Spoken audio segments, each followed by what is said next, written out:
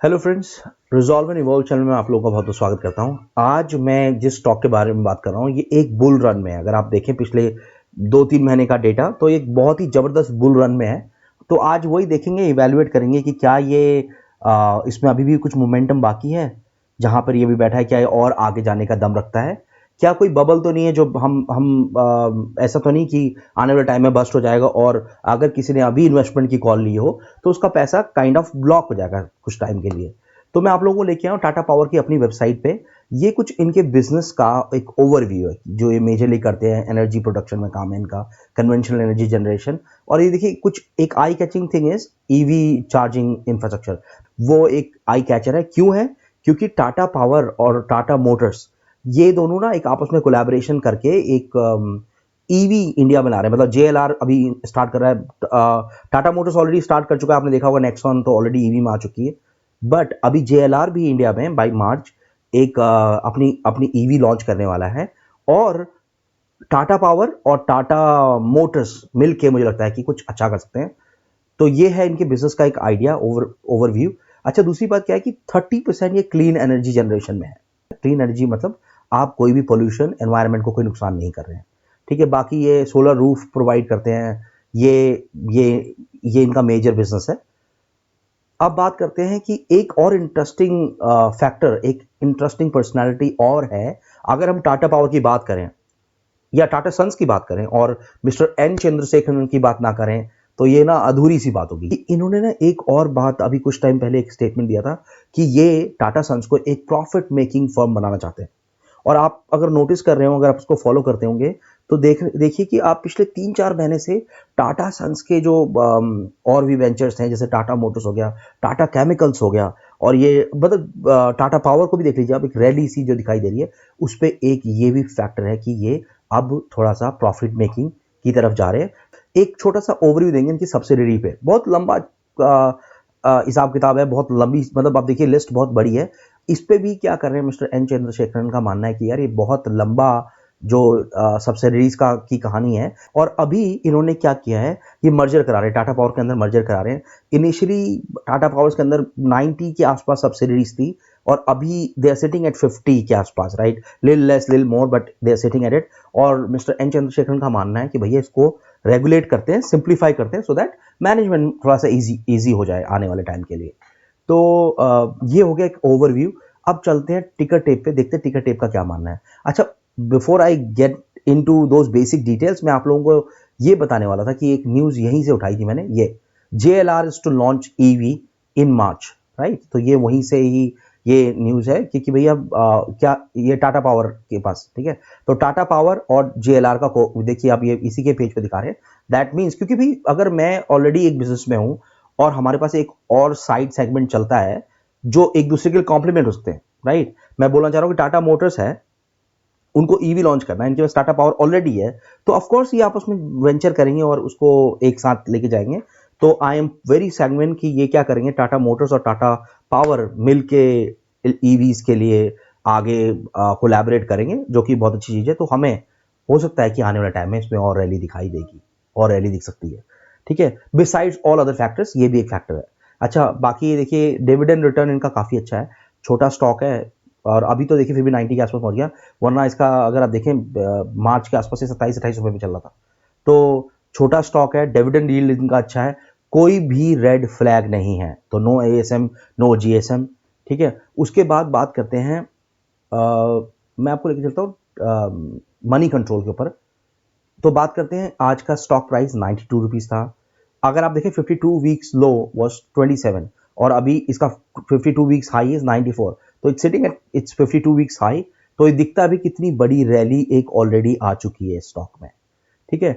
अब ये ग्राफ में आपको एक इसके बाद कवर करेंगे, ग्राफ पे भी चलेंगे, इसके बाद कवर करते हैं इसको।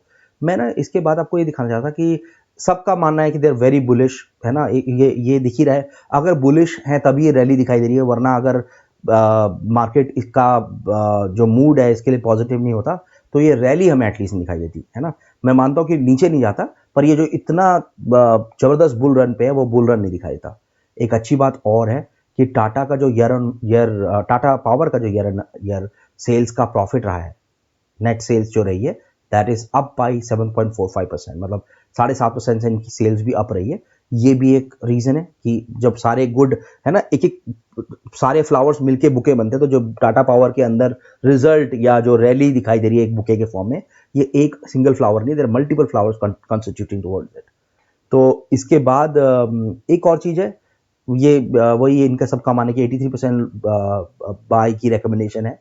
और मैं ऑलरेडी डिस्क्लेमर दे चुका हूँ, पर मैं एक बार फिर से बोल दूं कि guys this is not a buy sell recommendation, this is just my own analysis.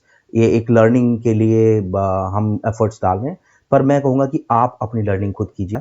हर किसी का अपना अपना risk taking appetite different different होता है, तो आप अपने रिस्क टेकिंग एपिटाइट के हिसाब से इसको इवेल्युएट कीजिए, और अगर आपको लगता है कि इसके अंदर दम है तो फिर आप अपनी कॉल ले सकते हैं। अच्छा, जो एक इंटरेस्टिंग फैक्टर जो मैं आप लोगों को दिखाना चाह रहा था वो ये है कि आप अगर देखें शेयर होल्डिंग पैटर्न में भी बहुत ज़बरदस्त चीज़ दिखाई दे रही है। वो ये है कि अगर आप देखें, मैं दिखाता हूँ प्रोमोटर का टोटल प्रोमोटर होल्डिंग देखते हैं। टोटल प्रोमोटर होल्डिंग पर अगर आप ध्यान दें तो जून में ये 37% है। जून जून 2020 में ये 37% थे, और सितंबर में ये पहुंच गए 46%, 46.85 विच इज 47%। तो गाइज इट्स 10% की लीप है ये, और 10% की लीप का मतलब समझिए आप कि ये करोड़ों का नंबर रहा होगा शेयर्स का ना, करोड़ों शेयर्स को मूव किया है। प्रमोटर ने करोड़ों शेयर्स की होल्डिंग अपनी बढ़ाई है, मतलब अपनी होल्डिंग 10% से बढ़ाई है। दैट मीन्स कि promoter is very buoyant.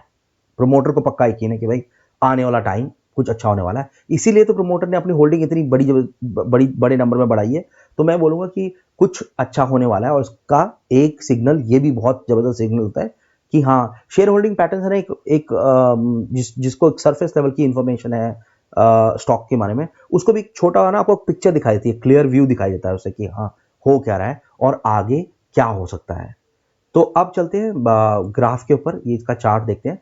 Chart में अगर आप देखें, मैं ये इतनी पीछे की बात नहीं कर रहा हूँ, जून 2014 की बात है ये। अगर आप रिसेंट टाइम पे देखें तो मुझे दिखता है कि यहाँ पे ना एक रेसिस्टेंस है इस स्टॉक पे, 94 पे एक रेसिस्टेंस है, और 94 ही इसका 52 वीक्स हाई भी इसका 94 के आसपास ही रहा है। तो 52 वीक्स भी हाई इसका 94 के आसपास है, वो यहाँ पे भी दिख रहा है कि यहाँ भी 94 के आसपास इसका रेसिस्टेंस है। अगर ये रेसिस्टेंस को ब्रेक करता है तो फिर आप देखिए यहाँ पे दूसरा रेसिस्टेंस है, यहाँ तक जाने का पोटेंशियल लगता है फिर 115 के आसपास। अगर आप देखते हैं कि 95 क्रॉस कर गया और सस्टेन कर गया, एक क्लियर कैंडल बन जाती है अगर 95 के ऊपर, तो आप देखना कि इसको 95 से 115 पहुंचने में ज़्यादा लंबा टाइम नहीं लगेगा। मुझे लगता है कि अगर यहाँ पे मतलब आप देखिए एक सपोर्ट रीजन क्रिएट होता है, यहाँ पे एक बड़ा जबरदस्त सपोर्ट दिखाई दे रहा है यहाँ पे। ये सपोर्ट पे अगर आपको मौका मिलता है 77 78 के आसपास, अगर आपको मौका मिलता है, अगर ये स्टॉक आपको मौका देता है तो इट्स वर्थ कंसिडरिंग इट। 78 के आसपास मुझे लगता है कि पोजीशन बनाने के लिए बहुत ही अच्छी मुझे लगता है बहुत अच्छा रहेगा यहाँ पे।